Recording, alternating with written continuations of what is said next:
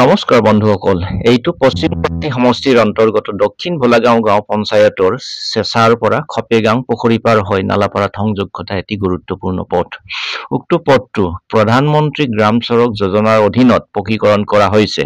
চেঁচাৰ পৰা নালাপাৰা সংযোগী এইটো এটি চমু পথ। সেয়ে পথটোৱে অধিক পৰিমাণত মানুহ, যান-বাহন আদিৰ চলাচল হয়। পথটোৰ দুয়োপাৰে খেতি পথাৰ। ইপিনে পথটোৰ দুয়োপাৰৰ পৰা বাঢ়ি অহা জাৰ্মানী বন লতাই আগুৰি ধৰিছে। বৰ্তমান পথটোৰ দুয়োফালে থকা জাৰ্মানী বনবোৰ ফুলি উঠিছে। এতিয়া ফুলি উঠা জাৰ্মানী বনৰ ফুলবোৰে পথটোৰ সৌন্দৰ্য বৃদ্ধি কৰিছে।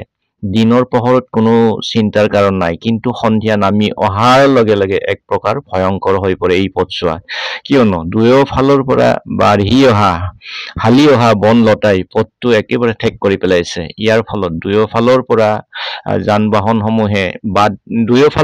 অহা যান-বাহনসমূহে বাট এৰি দিয়াৰ সময়ত যথেষ্ট সমস্যাৰ সন্মুখীন হৈ পৰে। ইপিনে পথটোৰ দুয়োপাৰে খেতি পথাৰ থকাৰ বাবে বনৰীয়া হাতীবোৰেও বিচৰণ কৰি থাকে। গতিকে হাতী মানুহৰ সংঘাত যিকোনো সময়তে সংঘটিত হ'ব পাৰে। কিয়নো পথটোৰ কাষত থকা জোপোহাবোৰত হাতী থিয় হৈ থাকিলেও ধৰিব নোৱাৰি। যিহেতু পথৰ কাষৰ হাবি-জংঘল চাফ-চিকুণকৈ ৰখাৰ বাবে লোক নিৰ্মাণ বিভাগৰ শ্ৰমিক নিযুক্ত কৰা থাকে, সেয়ে লোক নিৰ্মাণ বিভাগে পথটোৰ দুয়োপাৰৰ হাবি-জংঘলসমূহ চাফা কৰাৰ ব্যৱস্থা কৰিব লাগে। এয়া ৰাইজৰ দাবী।